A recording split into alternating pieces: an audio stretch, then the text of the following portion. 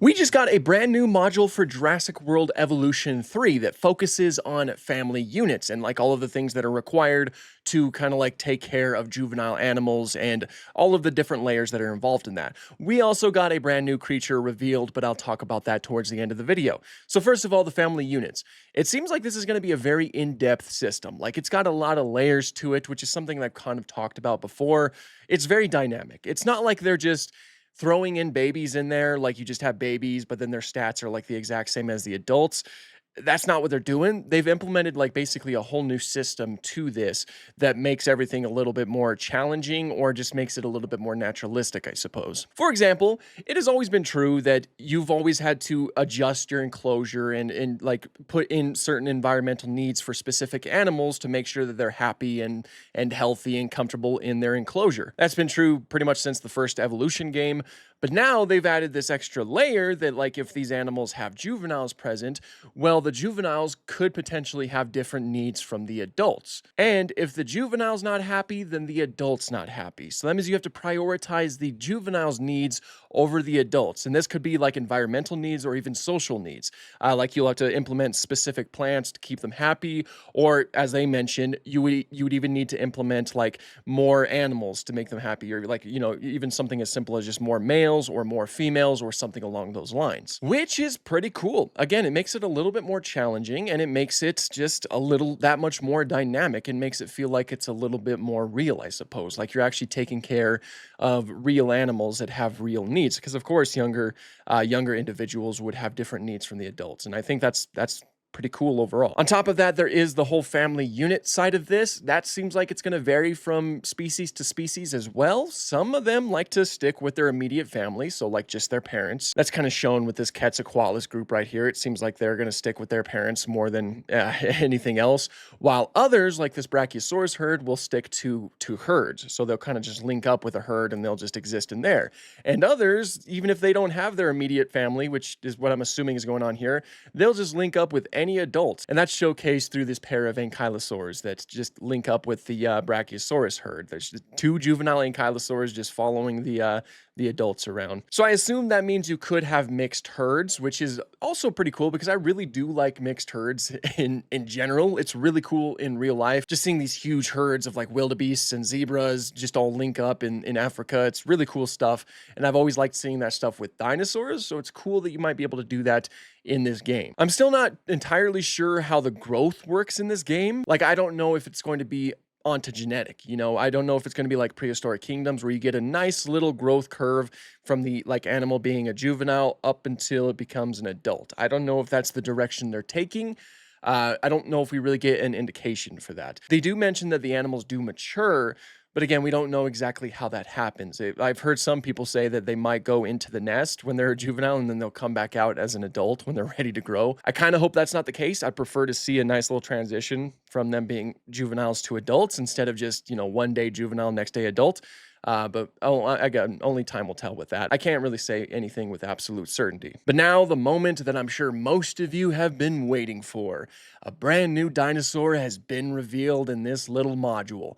It's in the form of a sauropod. It's in the form of a titanosaur sauropod. It's in the form of Patagotitan. That's awesome. That is flippin' awesome. I love titanosaurians. They are they're the largest sauropods out there, which means that by extension, they are the largest dinosaurs, and which means that they're the largest land animals to ever exist. Argentinosaurus is a titanosaur, Dreadnoughtus is a titanosaur, and of course Patagotitan is a titanosaur.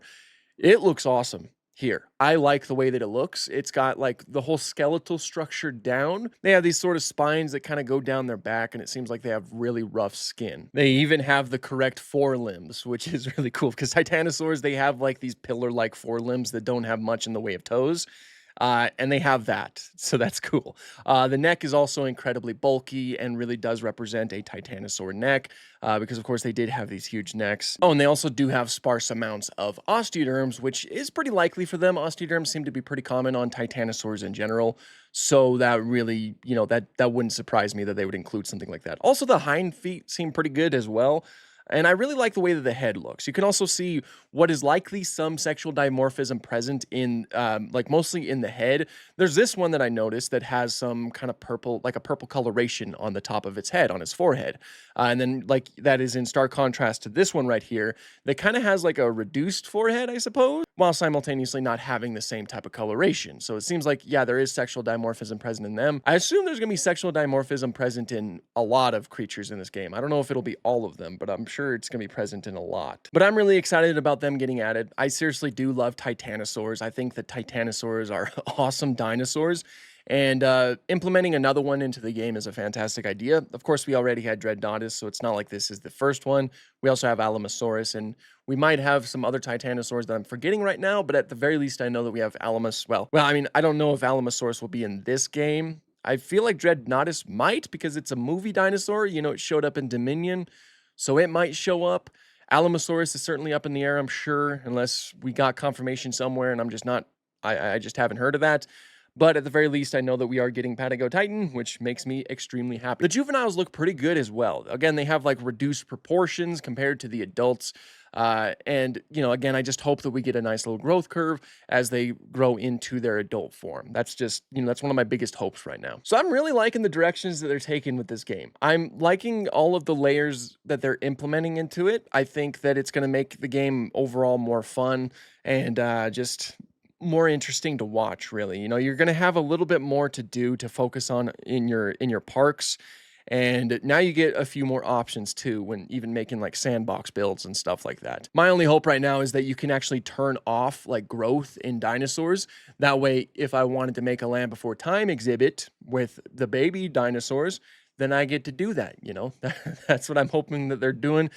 Prehistoric Kingdom has that, and I hope that Evolution 2 will have that, at the very least for the sandbox builds. I don't know if you necessarily need to do it for like campaign or challenge mode or anything like that. But for sandbox, I hope that that's something that they do implement. But yeah, be sure to let me know what you guys think of this down below in the comments. I, for one, am still very excited for this game. There's so many amazing things about it that just have me extremely hyped. And I'd love to hear your guys' thoughts. So yeah, leave that down below. And if you like dinosaur-related content, please consider subscribing. I would love to have you on board. And until next time, thank you guys so much for watching and have an awesome day.